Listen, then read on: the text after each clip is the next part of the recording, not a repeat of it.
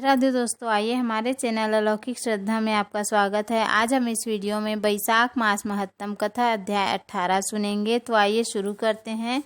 दूत बोले, राजन, पापी पुरुष अपने कर्मों का ही फल भोगते हुए भयंकर नरक में पकाए जाते हैं। जिन्होंने दान, होम अथवा पुण्य तीर्थ में स्नान नहीं किया है, मनुष्यों का उपकार तथा कोई उत्तम पुण्य नहीं किया, यज्ञ तपस्या प्रसन्नता पूर्वक भगवान नाम का जप नहीं किया, वे ही परलोक में आने पर घोर नरकों में पकाए जाते हैं। जिनका शील स्वभाव दूषित है, जो दुराचारी व्यवहार में निंदित, दूसरों की बुराई करने वाले एवं पापी हैं, वे ही नरकों में पड़ते हैं।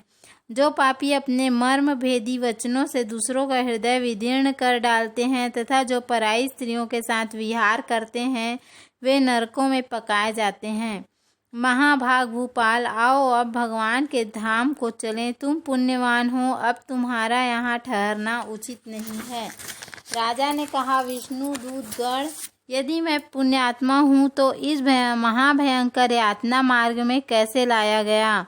मैंने कौन सा पाप किया है तथा किस पुण्य के प्रभाव से मैं विष्णु धाम को जाऊंगा? आप लोग मेरे इस संशय का निवारण करें।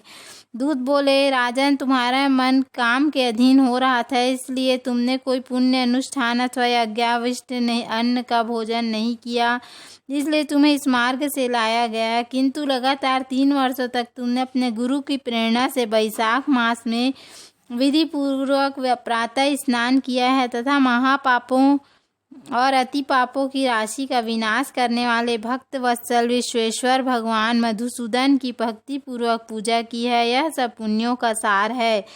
केवल इस एक ही पुण्य से तुम देवताओं द्वारा पूजित होकर श्री विष्णु धाम को ले जा रहे हो।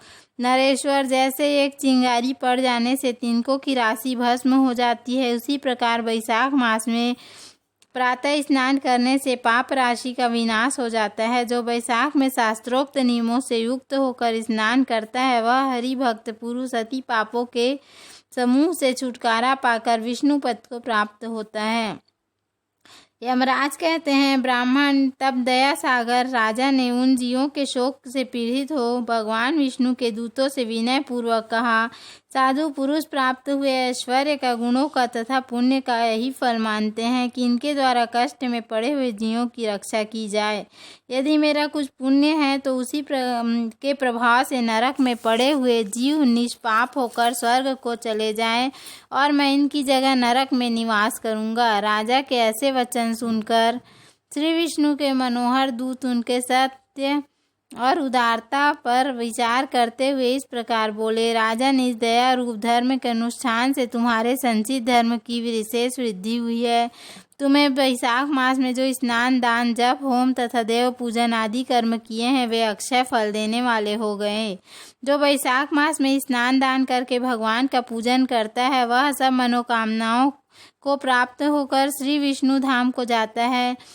एक और तप, दान, यज्ञ आदि की शुभ क्रियाएं और एक और विधि पूर्वक आचरण में लाया हुआ वैशाख मास का व्रत हो तो यह वैशाख मास ही महान है।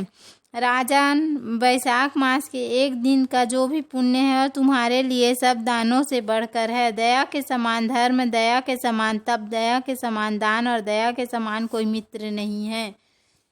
पुण्य का दान करने वाला मनुष्य सदा लाख गुना पुण्य को प्राप्त करता है। विशेषतः तुम्हारी दया के कारण धर्म की अधिक वृद्धि हुई है। जो मनुष्य दुखित प्राणियों का दुख से उद्धार करता है, वही संसार में पुण्यात्मा है।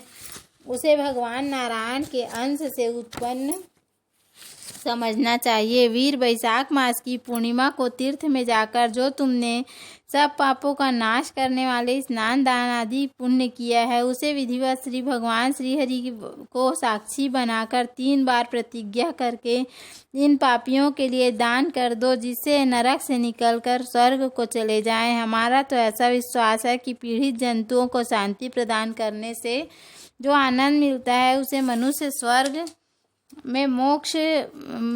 में भी मोक्ष पा सकता है। सौम्य, तुम्हारी बुद्धि और दया दान दृढ़ है, इसे देखकर हम लोगों को भी उत्साह होता है।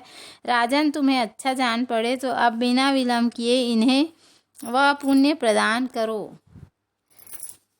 जो नरक यातना के दुख को दग्ध करने वाला है।